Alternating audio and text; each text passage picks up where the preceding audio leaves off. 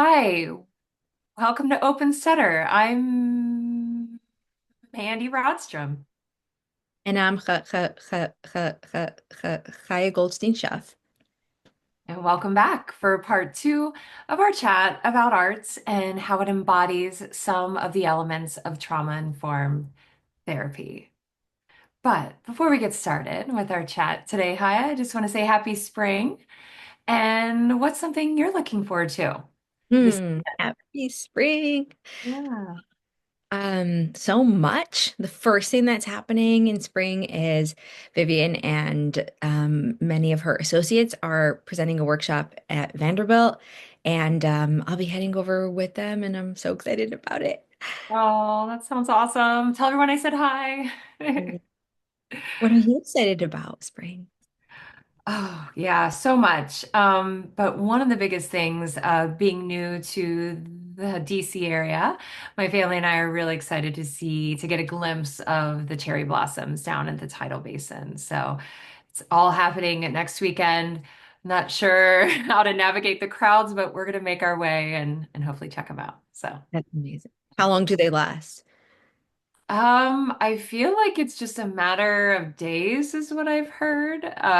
So it's like if you want to see it, you better get there. And I hear all the experts saying if you want to avoid the crowds, you should get down there by 6 a.m. So Avoidance is sometimes good. that's right. Oh, perfect. Yes, in this case, avoidance is good. Oh, yeah. So how about we pick up today talking about arts and embodying trauma-informed stuttering therapy. Um, I think we each have a lot of lived experience with the two of those. And how about you start us off? How does arts embody an element of trauma-informed stuttering therapy? Ah, thanks. Yeah, I think one of the first things I have to mention is the group setting. Outside of that individual, one-on-one, but which people experience. I think what makes art so special and very trauma informed is the fact that you experience sharing amazing safe space with other people that it's like you can see yourself in other people as we share this safe space and hearing stuttering. So, getting comfortable with that by hearing it in others opens the door to experience some more ease. I think, sharing lived experiences is extremely powerful that you do not get in a one-on-one therapeutic setting. And in those stories and experiences, again, another layer of seeing yourself in someone else. So helping establish community and providing that antidote to isolation, which we know that's how trauma can present itself of being alone. And so opening the door to community, to seeing yourself in others, to the safe space of it being okay to stutter, and just the connection as well. Again, just that fundamental safety, right? That's established in connection, and and then therefore kind of taking those steps and being empowered to, explore, get curious around stuttering, around what's going on in your body. um, yeah. How about you? Yeah. A few things that you're talking about stand out, and I want to highlight. Um, So at the core, so you're mentioning safety and connection. And trauma at the core of it is this disconnection, this internal and a lot of times external disconnection, internally disconnected from your body. And this might be true for people who stutter when they're experiencing the moment of stuttering and they're disconnecting from their body because it's too painful. That loss of control is too painful to bear. So ultimately, and then the disconnection from others because of the discomfort, the pain, and the shame. And so the group is that place for reconnection, reconnection with oneself, reconnection with others, of a sense of belonging, the ultimate feeling of like social connection. And so that really stands out to me. So thanks for highlighting that. Yeah. And something else is standing out, is like I mentioned, the safety piece. So it's taking a step back. I like to draw from the six principles of trauma-informed care, and they're safety, trust, peer support, collaboration. The fifth one is identity, and the other one is empowerment, voice, and choice. Not exactly in that order, but those are the gist of it. And the safety piece and the peer support just stand out as baked in to the arts group. You have a baked in support system, and you have a baked in safe space where it's okay to stutter.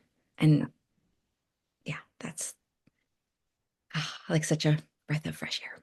For sure. Yeah. And even hearing you say some of the other pillars, like exploring identity, that makes me think of, another area of arts, that whole idea that arts gives this, kind of also going back to this unknowing of the self that you mentioned, that unknowing, but arts provides so much education and language, a vocabulary to explore that unknown self, right? And so I loved how you mentioned one of the six pillars being identity, and that makes me think role conflict versus role congruence. I was wondering if you wanted to chat about that. Yeah. Yeah, let's talk about language, how Yeah, arts provides language. Because when we don't have language, we can't make sense and make meaning. And when we right. make meaning, then we can start to process and move toward healing. Mandy, do you want to speak to the role congruence and how that shows up in arts group? Yeah, oh, for sure. I think what arts does, it really focuses a lot on integrating that identity piece, and through providing like first steps of really embracing that identity as a outwardly, open stuttering person. Mhm, Yeah, mhm. And I love how you're using the language of in integration, because ultimately a trauma-informed approach supports, that's like the final step. Like everything comes together when you're able to integrate these like disowned parts of ourselves. And um, the arts group is a safe place where we get to allow that integration through, like you're saying, open stuttering, like touching and feeling it. It's not something that someone else does. I do it, and also right. supports taking those risk-taking actions of going out and talking about stuttering or showing stuttering in a way that now you're more in integrated. Yeah, amazing. Yeah. Is there any other language that comes to mind that really stands out to you in art? Yeah. Yeah, a light bulb moment for me was learning the difference between stuttering and struggling. And I had gone through graduate school and was already practicing before I knew the difference. And thanks to Vivian and the arts framework, I now understood what we call like secondary behaviors. I just think struggle and really suppression embodies so much more of what we're doing, everything we're trying to do, not to stutter. Exactly. Again, having that language to make meaning of the felt lived experience was a game changer for me, and I think for for people that are in group, that language is pretty stabilizing. What do you Yeah. think? Yeah, I mean, I think just this idea of illuminating, this whole idea of everything that someone does to not stutter, that is not stuttering. And, for someone who lived with that, their understanding was, well, that's what I do. I struggle. Now I understand. It's like, oh, but guess what? You don't have to. And that's just completely like, oh, what an opportunity to, you said we talk about this again over and over, healing, coming home, really exploring, getting to touch, feel, the the the stutter, this authentic part of you, instead of more so hanging on to the struggle and oh, all that tension. And so I think it's a huge um, benefit and gift that arts can, yeah, has, and it's practice. Yeah. Something, as you're talking about struggle, the line that Vivian always says, it's okay to struggle, to get through struggle, stands out to me because there's never, ever any shame in Mm. any of the language or any of the actions that or the risk taking or the conversations that are had in arts group. All emotions are welcomed. Um, and even what we would think it's struggle is something that we ideally don't want to be doing, right? But even that is welcomed in and accepted. And there's like a softening that happens through that. And so that's another element that stands out to me that in my mind, it's like secondary behaviors are always this like bad thing that you just want to Right. dispose of. And with the way that it's framed in arts, it's okay to struggle to get through struggle. It's not bad. It's a reaction. It's respected. It's allowed, and through that we make headway. Yeah, I love that. It's like a new relationship with struggle, right? Not holding so tight to it and letting go a little bit and still saying that there's still space for it, right? But not such a, yeah, I like how you say that and how Vivian says that because it certainly is okay to struggle and all feelings are welcome too. I think that's another uh benefit. I keep using that word, another gift of arts too. Anything else relating to language that stands out to you from an arts perspective that is trauma informed for you? Choice. Mhm. Agency. I think that's what very much a huge part of trauma-informed care. And because that's, trauma, um, we know that in trauma, the person feels like there is no other choice. They don't have a choice. They're stuck. Fight, flight, or freeze. It's like one of those, but art opens up for, um, yeah, agency. What are your Mhm. thoughts? Yeah. Yeah, I love how in the assignment development, all actions are chosen by the person, the individual. And it's like a very thorough self-assessment of where am I, what am I ready for, and what am I choosing? It's not like the therapist assigning what to do. It's very much self-leadership, which it actually takes me to the next point. Assignment development, Yeah. which is, as we know, like a huge part of the arts group. We talk about what's going to come up and then we create the assignment based off of it, is always done with a trauma-informed lens. It's not necessarily verbalized that way, but we are working within the hierarchy. We have a high feared, low, a medium feared, and a low feared. And it's always checking, right? If I'm creating an assignment, um, which has its own amazing formula, the TOAST, target, opportunity, action, success, which is so important. Maybe I could touch on that. And the thoughts, also such a good point. And when we're choosing those, we're making sure to put them into one of the, um, we're putting it into the hierarchy in a place that is attainable and is not going to throw us what I like to call into the red zone. So high, you might not choose, or it would be advised against to choose to open stutter in your highest stakes situation. And so, the idea is obviously that there's enough self awareness and self leadership for you to check in and say, all right, here's an assignment I want to do. It's a low to mid, and I'm gonna take a take a risk, run a stop sign right there. Um, yeah, so you're nodding your head. I'm curious if you have any thoughts on that. Yeah. And again, I think we just come back to this, it's safe and it's allowing for, that self-led exploration. which that self-trust, I think it establishes that. So I'm ready. You know, historically, I know me, I experienced a long time of therapeutic modes that the therapist told me what to do and how to do it and never asked about safety and all this stuff, all the other old ways. And I think that's what makes, again, art so special in that. And is just ultimate self-leadership. Yeah, it's pretty cool. Yeah. And always checking in. I like that. I liked how you brought that up too, is that it allows for how does check in with yourself?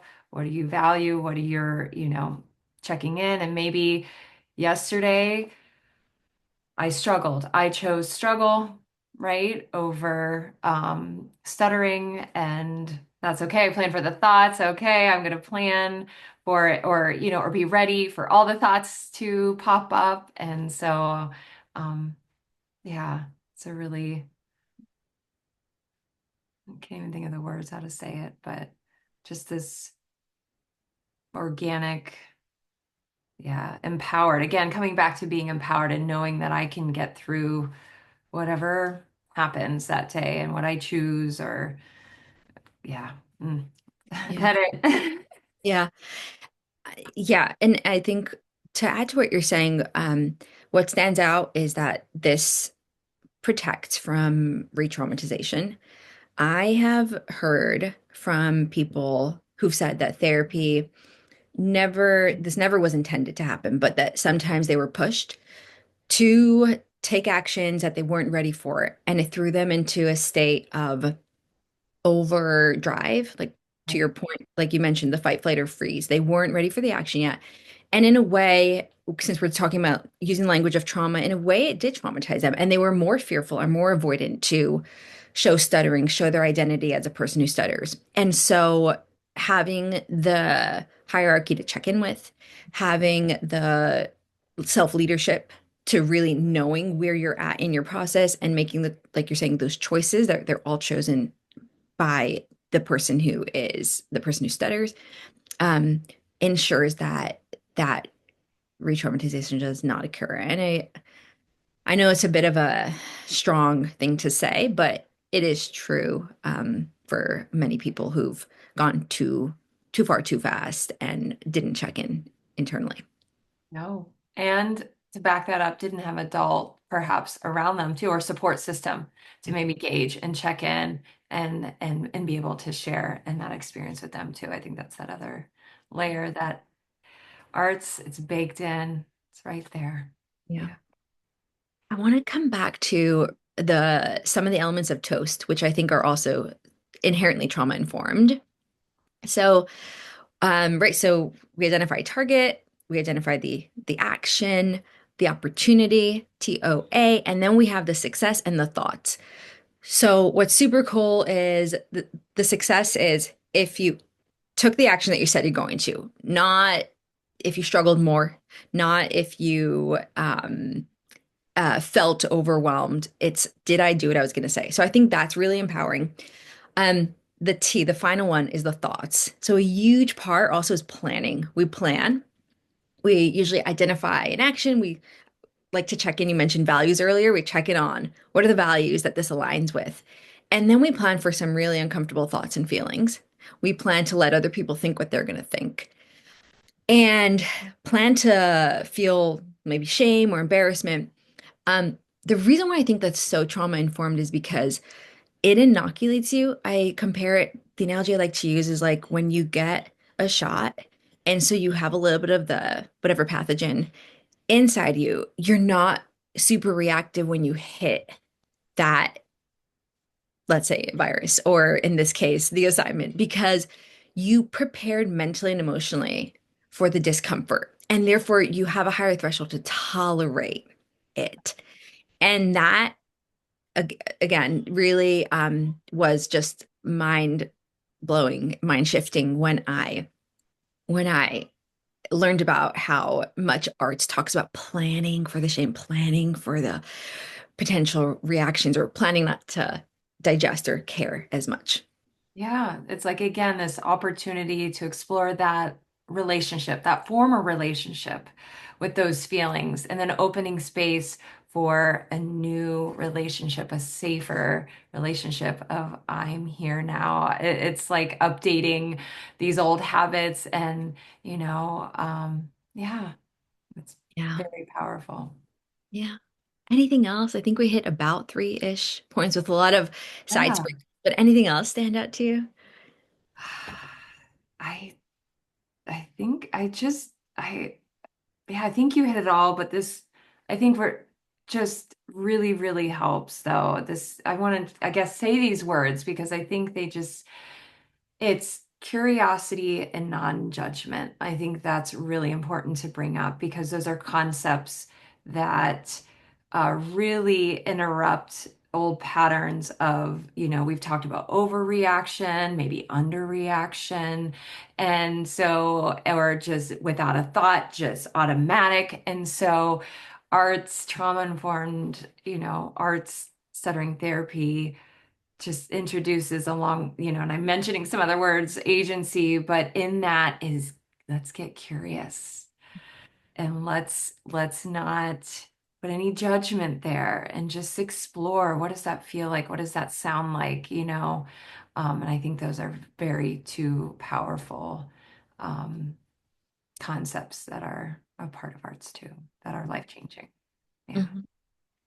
I love it.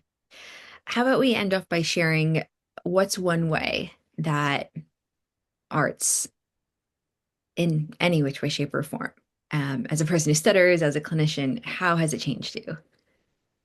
Oh gosh, I guess maybe I'll speak to how has it changed me as a person who stutters. It was the missing piece in my life as I was getting really tired of in my fourth season of life. I mean, it was the key to unlock, to unburden, and yeah, I'm gonna have to rewind this again. I'm gonna have to edit it. How do we want to say this?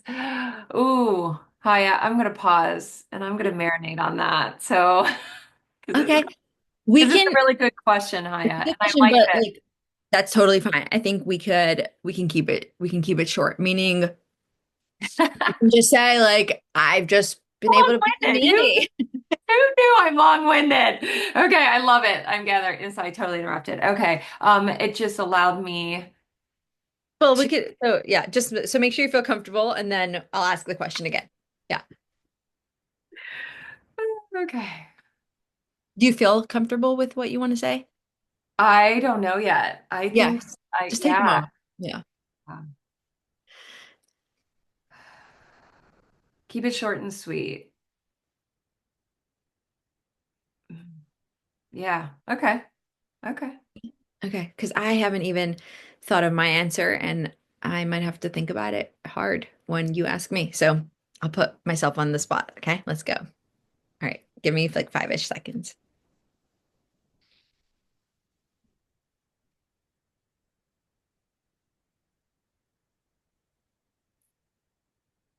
More than 5 seconds.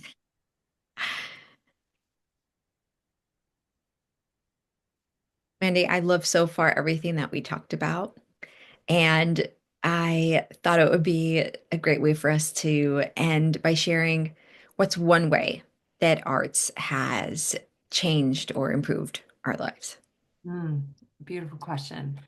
I think arts allowed me to be authentic and in a way that I never have in my life before. So meeting my authentic self, meeting my authentic voice for the first time at 41 years old. So it's pretty amazing to meet my stutter, right? I like to say and to step into that unapologetically, Mandy. Yeah. How about you? Yeah. Thanks for sharing that. Arts for me, from a clinical standpoint, it was like the final puzzle piece that was missing that came together, and I felt so much more qualified to work with people who stutter, quite frankly, after learning and becoming trained in arts. So overall, just made so much more sense. Everything made so much more sense. Right. Oh, how empowering for you, Yep, as a yep, therapist. How yep, beautiful. Yeah. exactly. Yeah. Yeah. And I think definitely when I look to as a person who stutters too, again, I've grown some of the pieces on like language. I had better language to understand myself and my experience as well. So gotta take that in too. Freeing, isn't it? Oh, Yeah. it's amazing. Yeah. Ah, so what are we doing for round three, lady? Great. Do you want to share? I forget. Me too. That's why I wasn't really sure what to say. Are we gonna go the notes? And I We like this. we don't have to say it. We just do want to we do want to sign off though. So Yeah, let's let's I think I'm gonna go okay, so I think we're gonna go back to the question and then not sure what we're gonna do for round three. We're gonna go okay, back to the question of how did arts like how's it one way that changed you? And beautiful. um then I'll say, wow, this is amazing, and we'll sign off. How's that? Yeah. Okay, awesome. Enjoy the training, maybe I could say, or something like that. Enjoy the blossoms. Have a good training. Well, so far, I love everything we talked about, and I know there's more we could talk about. But for the sake of time, we'll sign off by sharing what's one way that arts has changed or improved your life, our lives. Oh, I love this. As a person who stutters, I'll speak from that point of view. Arts unlocked the door to authenticity for me, to after 35 plus years of not knowing um, my stutter and not even knowing those parts of me and my identity. It opened the door for to come and meet, get back to, I like to say too, come back home to Mandy, unapologetically stuttering Mandy. Yeah. How about you? Mm, that's so beautiful. For me, on a personal note, as a person who stutters, the language definitely was the like missing piece that helped me make sense of a lot of parts of stuttering, and that so helpful. And on the clinical front, it was like the missing piece to a puzzle that fit beautifully and definitely just improved my understanding and my clinical skills from here on out. Right. And yeah, I love hearing that. That just makes me think as with the SLP hat identity, I know arts for me helped me, yeah, provide that language for my clients and choice, right? Another offering of relating to stuttering that was extremely empowering. Yeah. Mm, let's end off on that note. Empowering. All right. Till next time. Yes. See you Bye next for time. now.